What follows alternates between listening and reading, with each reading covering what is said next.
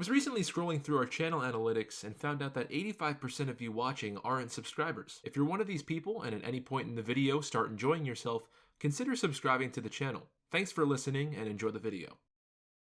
One of the most memorable Mets lineups of my lifetime featured a top 5 as follows: Jose Reyes, David Wright, Carlos Beltran, and Carlos Delgado. Have you ever seen Harry Potter? You know how its main antagonist is referred to as he who must not be named? Well, that applies to the number 2 hitter in this lineup as well. Now, this man, all things considered, had a pretty good career. He began his time playing for the Florida Marlins in the late 90s and early 2000s, and finished his time with the Mets in the latter half of that latter decade. Over a 15-year career, he was a lifetime .290 hitter, something more appreciated at the time before the era of sabermetrics, and had almost 2,000 hits. The National League leader with 62 stolen bases in the year 2000, as well as a 3-time Gold Glove recipient and 3-time All-Star, would surprise you in that someone who had a pretty good career still cannot be named in this video. To those of you that don't know why that is, let's talk about June 12th, 2009. To those that do know why, just come along with us too. I wouldn't want you getting lost. June 12th, 2009.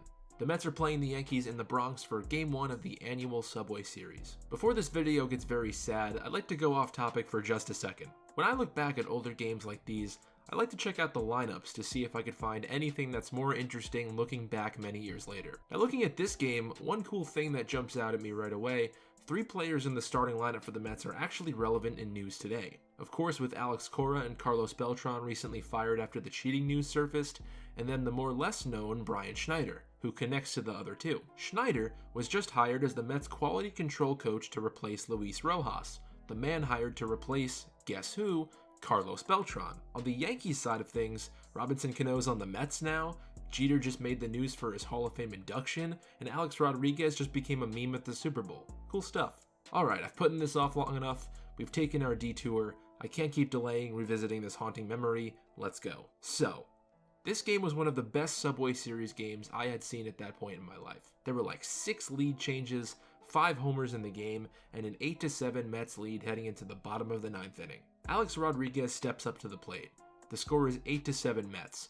Jeter's the tying run on second, Teixeira's the winning run on first. A-Rod pops the ball up, and the Mets look to have this back and forth game in their back pocket. He who must not be named is playing second base, and is preparing to make the catch to end the ball game. Should be a routine pop-up. I'm now going to hand it over to the play-by-play announcers so you guys can experience what I and every other Met fan watching experienced on that day. Dropped the ball! He dropped the ball! Here comes Teixeira! And the Yankees win! Under the glass, under it, drops the ball! And the score is Jeter! Teixeira coming to the plate! He flies to the head of the throw! Drops the ball! He dropped the ball! Here comes Teixeira! He scores! Yankees win! Oh, wow! Now backpedaling. He drops the ball! Here comes Jeter! Teixeira comes in! The Yankees win it!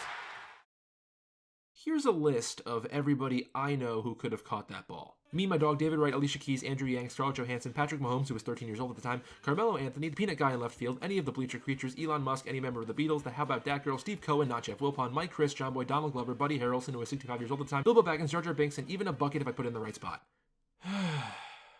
Unfortunately for 10-year-old me, none of these people or things were playing second base at Yankee Stadium on June 12, 2009. Bucket would have caught it for sure.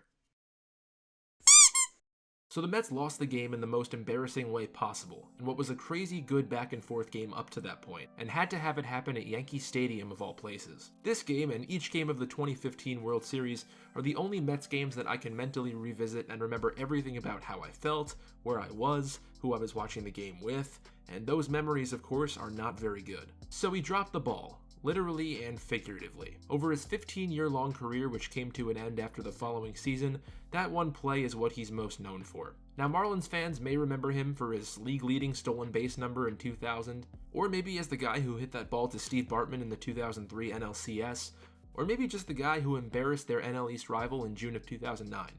Regardless, I know all Mets fans view Luis Castillo as the man who dropped the ball, and that's pretty much it.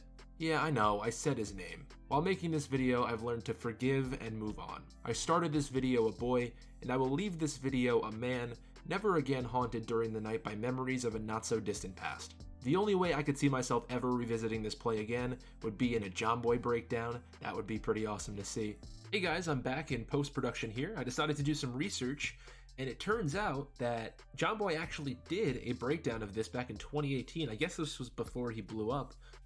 So if you want to watch that, I'll leave it linked in the description. I'm just going to play a couple seconds here on the video, but if you want to watch it for yourself, definitely go check it out after this video. Shera never stopped running from first. Wow, what a nerd, basically. But good job, Tex. Rob Thompson. So a few months ago, Luis Castillo was cited on charges for his role in a giant drug trafficking ring. So now he has something to be more embarrassed about than dropping the ball. Oh wait, he was cleared of all charges. Dropping the ball is back at the top. You've made it to the end of the video. If you like what you saw and you'd like to get some cool extra perks like progressive badges next to your name in the comments section and any live streams that we do, sneak peeks to future videos, and shoutouts at the end of every video, head to our channel page on your computer and hit the join button. Alright, that's going to be all from me today. Thank you all very much for watching, and I'll see y'all next time.